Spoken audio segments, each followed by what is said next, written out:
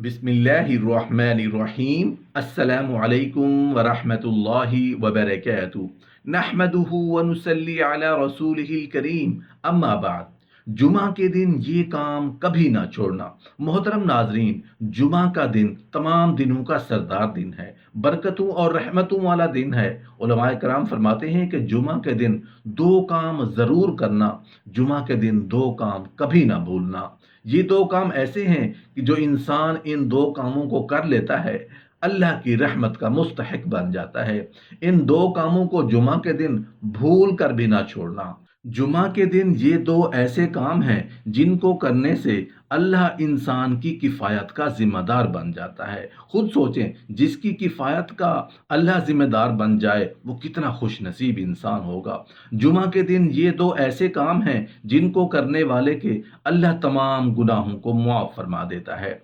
रसूलुल्लाह सल्लल्लाहु अलैहि वसल्लम ने फरमाया कि जुमा के दिन तुम कसरत से दरूद पढ़ा करो, क्योंकि तुम्हारा सलाम मुझे पहुंचाया जाएगा। रसूलुल्लाह सल्लल्लाहु अलैहि वसल्लम के सहाबा ने सवाल कर दिया, हम अगर दरूद पढ़ें तो आपके पास कैसे पहुंचेगा? तो जवाब दिया, अल्लाह ताला ने ज़मीन पर हराम कर दिया है कि वो अंबिया के जिस्म को नुकसान पहुंचाए या खाए, तो तुम्हें सवाब और अजर से नवाजा जाएगा। और ये रिवायत सुनन अबी दाऊद की है। जुमा के दिन के बारे में मैं आपकी खिदमत में एक और गुजारिश भी रखना चाहूँगा कि इस दिन सूरतुल कहफ की तिलावत कभी ना छोड़ा करें। रसूल अकरम सल्लल्लाहु अलैहि वसल्लम ने फरमाया, जो इंसान जुमा के दिन सूरतुल कहफ पढ़ता है तो अल्लाह ताला उसकी ज़िंदगी में नूर और रोशनी पैदा कर देता है। उसकी सोच में नूर और रोशनी अल्लाह पैदा फरमा देगा। उसके मशवरे में नूर और रोशनी, आपके कारोबार और आपके मामलात में नूर और रोशनी होगी। अगर आप जुमा के दिन सूरतुल कहफ पढ़ लेते हैं तो जो दो जुमों के दरमियान गुनाह जितने सरजद होते हैं अल्लाह मुआफ़ कर देते हैं। रसूलुल्लाह सल्लल्लाहु अलैहि वसल्लम ने फरमाया कि जो आदमी जुमा के दिन गुस्ल करे और जहाँ तक सफाई कर सकता हो सफाई करे, और अपने सर में तेल लगाए या अपने घर वालों की खुशबू से खुशबू लगाए, फिर नमाज के लिए निकले तो मस्जिद में आए और पहले से बैठे हुए दो आदमियों के दरमियान ना घुसे, फिर जितनी नमाज उसके मुकद्दर में है पढ़े, यानी सुन्नत नवाफिल, और जब इमाम खुतबा पढ़ता है उस वक्त खामोश रहे, तो इस जुमा से लेकर दूसरे जुमा तक उसके गुनाह बख्श दिए जाते हैं। इस हदीस में जुमा की अदायगी के साथ साथ दर्ज झैल आदाब का भी पता चला। फजीलत के हसूल के लिए जुमा के दिन गुस्ल करना चाहिए। खुतबा जुमा को निहायत खामोशी और तवज्जो से सुने, न सफ़ों के तिनकों से खेलें, न अपने साथी से बातचीत करें, न ही खतीब की बातों पर तबसरा करने के अपने साथी से गुफ्तगू करें। जुमा के दिन तेल, खुशबू और मिसवाक का इंतज़ाम करते हुए अपने जिस्म की भी अच्छी तरह से सफाई करें और साफ सुथरे कपड़े ज़ेब तन मस्जिद में आए तो पहले से मौजूद लोगों के ना तो दरमियान में घुसे और ना ही उनकी गर्दनें फलांगता हुआ आगे बढ़े। मज़कूरा आदाब का ख्याल रखते हुए सिर्फ 1 घंटा रब के घर में हाजिरी से हफ्ता भर के गुनाह मुआफ़ हो जाए। कितना कोताह है इंसान कि गुनाहों की गठरी फेंकने के लिए और अपने जिस्म से गुनाहों के गर्द को साफ करवाने के लिए उसके पास हफ्ता के दौरान आधा घंटा वक्त भी नहीं है। इस रिवायत में तो 1 हफ्ता के गुनाहों की मुआफ़ी का जिक्र था, जबकि मामला हफ्ते से भी बढ़कर हो सकता है। हज़रत अबू हुरैरा रज़ियल्लाहु अन्हु बयान करते हैं कि नबी करीम सल्लल्लाहु अलैहि वसल्लम ने फरमाया, जिस किसी ने अच्छे तरीके से वज़ू किया फिर नमाज जुमा के लिए आया, तवज्जो और खामोशी से खुतबा सुना, तो इस जुमा से लेकर अगले जुमा तक उसके सारे गुनाह मुआफ़ हो गए। मज़ीद 3 दिन के और गुनाह मुआफ़ हो गए, और जो कंकरियों से खेला उसने सवाब को ज़ाय कर लिया। मालूम हुआ कि जुमा अदा करना सगीरा गुनाहों के लिए कफ़ारा बन जाता है, यानी जुमा पढ़ने का सवाब भी लिखा जाता है और साथ साथ गुनाहों की मुआफ़ी भी जाती है।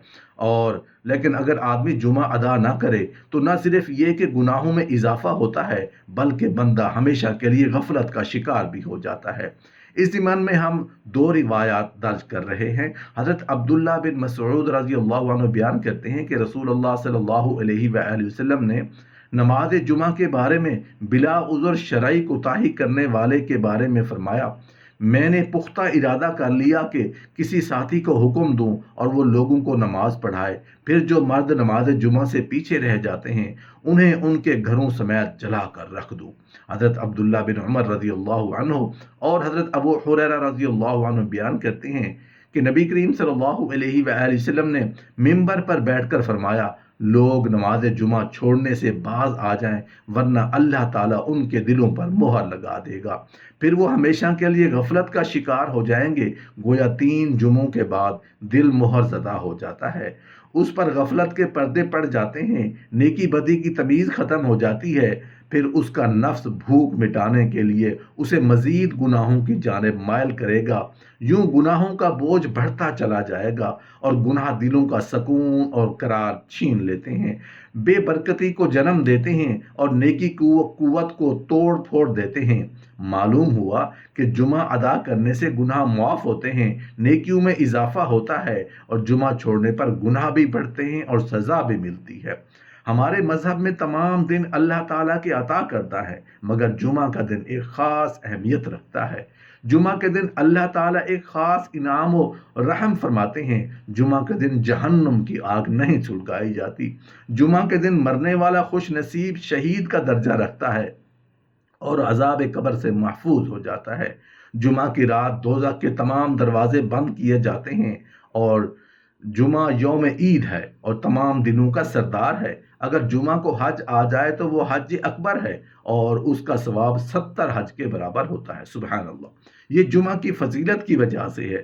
جمعہ کے دن ایک نیک عمل کا ثواب 70 گنا ہے، اسی طرح جمعہ کے دن کا عذاب بھی 70 گنا ہوتا ہے۔ اس لیے جمعہ کے دن ایسے کاموں سے اجتناب کرنا چاہیے جن سے اللہ تعالیٰ ناراض ہوتا ہے۔ جمعہ کی فضیلت اور اہمیت کے ساتھ اللہ تعالیٰ نے قرآن پاک میں ایک پوری سورہ جمعہ نازل فرمائی۔ جمعہ کے دن کی بہت سی فضیلتیں ہیں، ان میں سے ایک فضیلت جو مسجد میں جلدی جاتے ہیں، رسول اللہ صلی اللہ علیہ وآلہ وسلم نے ارشاد فرمایا کہ جو شخص جمعہ کے دن جنابت غسل کی طرح اہتمام کے ساتھ غسل کرتا ہے، پھر پہلی فرصت میں مسجد جاتا ہے تو گویا اس نے اللہ کی خوشنودی کے لیے اونٹنی قربان کی، اور جو دوسری فرصت میں جاتا ہے گویا اس نے گائے قربان کی، اور جو تیسری فرصت میں جاتا ہے گویا اس نے میڑھا قربان کیا، اور جو چوتھی فرصت میں جاتا ہے گویا اس نے مرغی قربان کی، اور جو 5ویں فرصت میں جاتا ہے گویا اس نے انڈے سے اللہ کی خوشنودی حاصل کی۔ پھر جب امام خطبے کے لیے آتا ہے تو فرشتے خطبے میں شریک ہو کر خطبے میں شریک ہو جاتے ہیں۔ رسول اللہ صلی اللہ علیہ وآلہ وسلم نے فرمایا کہ جب جمعہ ہوتا ہے تو فرشتے مسجد کے ہر دروازے پر کھڑے ہو جاتے ہیں، پہلے آنے والے کا نام پہلے اور اس کے بعد آنے والے کا نام اس کے بعد لکھتے ہیں، اسی طرح آنے والوں کا نام اسی ترتیب سے لکھتے رہتے ہیں۔ جب امام خطبہ دینے آتا ہے تو فرشتے اپنا رجسٹر جن میں آنے والوں کے نام لکھے گئے ہیں لپیٹ دیتے ہیں اور خطبہ سننے میں مشغول ہو جاتے ہیں۔